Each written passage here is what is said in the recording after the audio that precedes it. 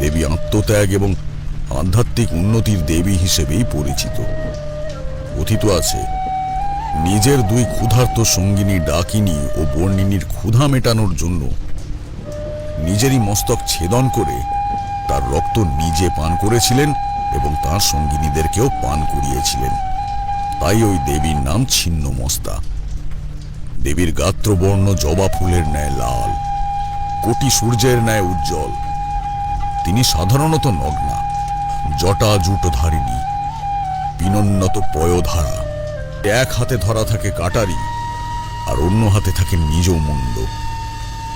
মুন্ডহীন গণ্ডদেশ হতে ফিনকি দিয়ে বেরিয়ে আসা রক্তধারা দ্বারাই দেবী নিজের এবং তার দুই সহচরীর তৃষ্ণা মেটান।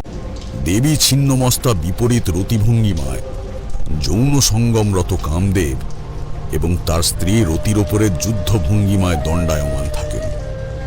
দেবী একাধারে জীবনদাত্রী, আবার অন্যধারে জীবন হন্তা।